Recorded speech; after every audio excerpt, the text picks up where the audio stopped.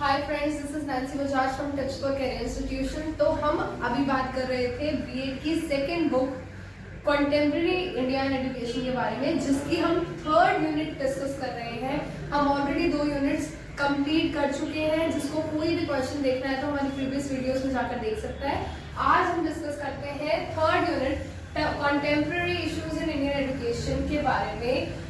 हमारा next topic है common school system.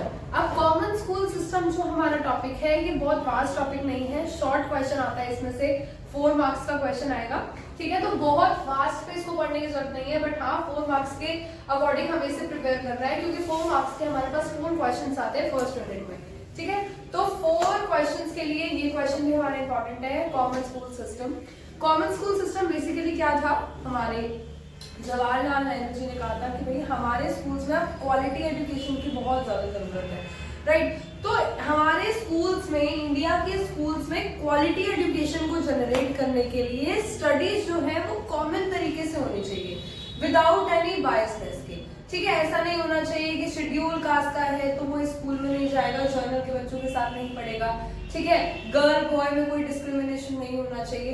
तो अगर हमें हमारे नेशन में क्वालिटी एजुकेशन देनी है तो हमें कॉमन स्कूलिंग को एनकरेज करना पड़ेगा कि हर बच्चा, ठीक है, हर एक बच्चा, चाहे वो किसी भी कास्ट से हो, ठीक है, किसी भी रिलीजन से हो, ठीक है, कोई भी जेंडर हो, ठीक है, रिच हो, पुअर हो, ठीक है, गर्ल हो, बॉय हो, कोई भी हो, हर किसी के लिए कॉमन स्कूल जो है वो स्टार्ट होने चाहिए। हर बच्चा सेम तरीके से, सेम सेगमेंट में पढ़ाया जाना चाहिए। उसमें किसी भी तरीके की बायसनेस नहीं होनी चाहिए, क्योंकि बायसनेस अगर क्रिएट होगी तो पढ़ाई में हमें क्वालिटी एजुकेशन नहीं मिलेगी और बच्चों को बेसिकली जो हम सिखाना चाह रहे हैं, हमारे नेशन को डेवलप करना चाह रहे हैं, हमारा गोल पूरा नहीं हो सकता। तो अगर हमें अपना गोल पूरा करना है तो उसके लिए सबसे बेस्ट तरीका है कि हम कॉमन स्कूलिंग जो है वो स्टार्ट कर दें। चाहे बच्चा किसी कास्ट, किसी religion, gender, rich, poor, white, black, कोई भी हो, ठीक है, हर किसी को सेम सेगमेंट में एजुकेशन मिलनी चाहिए, तभी हमारे इंडिया के स्कूल्स को क्वालिटी एजुकेशन मिल पाएगी। तो that was the concept of common school system, जो एनकरेज किया था पंडित जवाहरलाल नेहरू ने to enhance the quality education in Indian education system.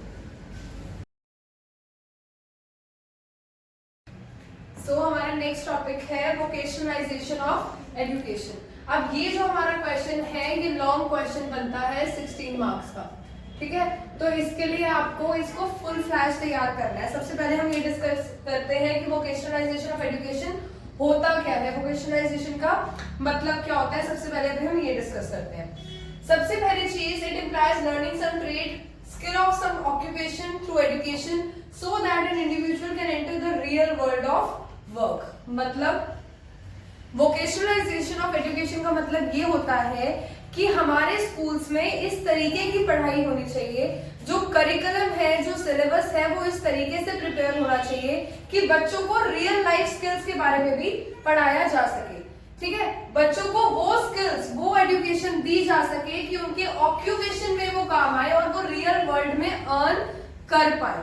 ठीक है, तो basically it implies learning some trade, मतलब आपको कुछ ट्रेड सिखाया जाना चाहिए, स्किल ऑफ सम ऑक्यूपेशन, या फिर किसी ऑक्यूपेशन से रिलेटेड, किसी काम से रिलेटेड आपको स्किल सिखाई जानी चाहिए, सो दैट एन इंडिविजुअल, अब हम इस इंडिविजुअल के बारे में क्या बात कर रहे हैं, वो जो स्टूडेंट है, ठीक है, वो जब रियल वर्ल्ड में एंटर करेगा, बात समझ में आई, जब वो अपनी स्कूल लाइफ से बाहर आकर जब वो रियल वर्ल्ड में एंटर करेगा, तब वो उसको ये बताओ कि उसको रियल वर्ल्ड में सरवाइव कैसे करना है। बेसिकली उसके पास कुछ ऐसी स्किल्स होनी चाहिए, कोई ऐसी स्किल्स होनी चाहिए कि वो किसी ऑक्यूपेशन में जाकर अर्न कर सके अपने लाइवलीहुड को। बात समझ में आई? तो that is called as vocationalization of education. Basically means कि आपको स्कूल्स में इस तरीके से पढ़ाया जाना चाहिए कि आपके पास कुछ ऐसी स्किल्स हो या ऐसी कोई नॉलेज हो कि जब आप रियल वर्ल्ड में एंटर करो तो आप पैसा कमा सको, और बेसिकली आपको ये पता हो कि आपको अपनी लाइवलीहुड को अर्न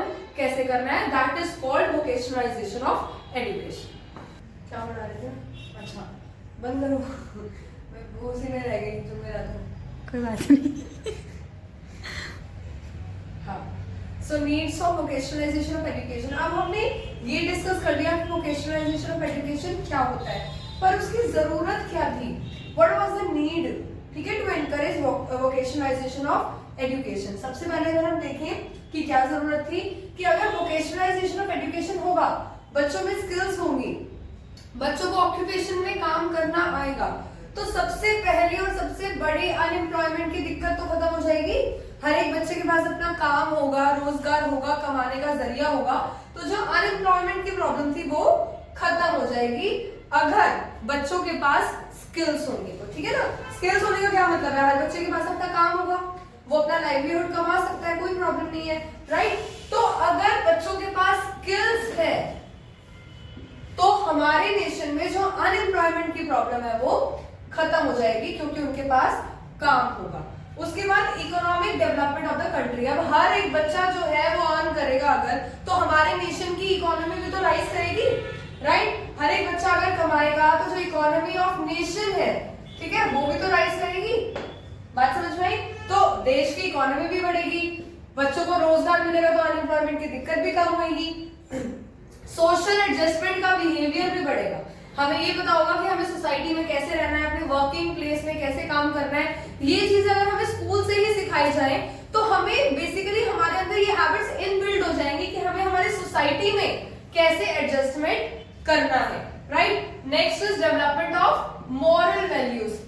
अब मॉरल वैल्यूज भी अगर हमें स्कूल्स में सिखाई जाए तो मॉरल वैल्यूज की डेवलपमेंट भी जो है वो सही टाइम पर सही जगह पर हो जाएंगी, कोई प्रॉब्लम नहीं है। Development of various abilities and aptitude of the student. Skills सिखाई जाना स्कूल्स में, ऑक्यूपेशन सिखाया जाना, ट्रेड सिखाया जाना कि किस तरीके से ट्रेड किया जाता है।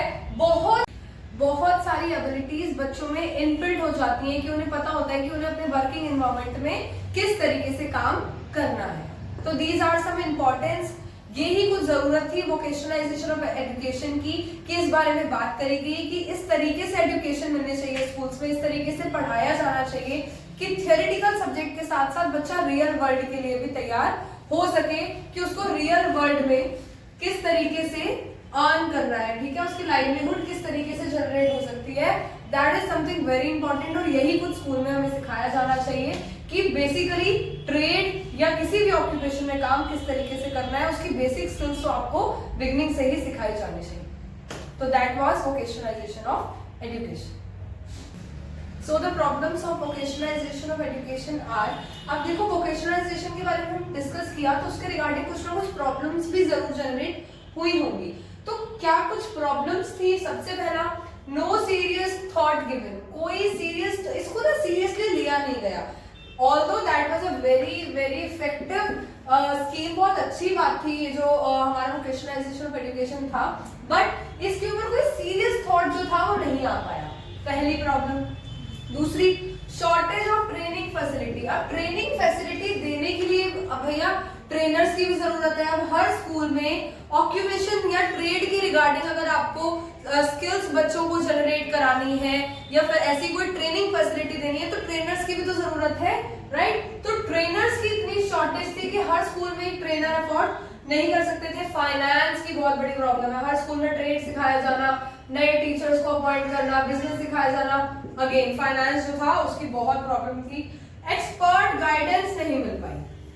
ये जो हमारा वोकेशनलाइजेशन ऑफ एजुकेशन था, इस पे एक्सपर्ट की गाइडेंस कि काम किस तरीके से शुरू होना चाहिए और इस काम का इम्प्लीमेंटेशन कैसे होना चाहिए, ठीक है। तो इम्प्लीमेंटेशन के लिए प्लान तो अच्छा था, ठीक है, कोई भी प्लान बनता है, कोई भी गोल होता है, गोल के बाद कुछ स्टेप्स के बाद उसको बेसिकली उस गोल को पूरा कैसे करना है, उसके लिए एक्सपर्ट एडवाइस अच्छे से नहीं दी गई। तो लैक ऑफ एक्सपर्ट गाइडेंस या फिर एक्सपर्ट एडवाइस। तो ये कुछ प्रॉब्लम्स थी फॉर वोकेशनलाइजेशन ऑफ एजुकेशन में। सबसे पहले सीरियस थॉट नहीं आ पाए थे, टीचर्स की मतलब ट्रेनर्स की बहुत लैक ऑफ ट्रेनिंग फैसिलिटी थी, ट्रेनर्स इतने अवेलेबल नहीं थे, फाइनेंस की बहुत बड़ी प्रॉब्लम थी और एक्सपर्ट गाइडेंस नहीं मिल पाई थी। That was some specific problems on vocationalization of education.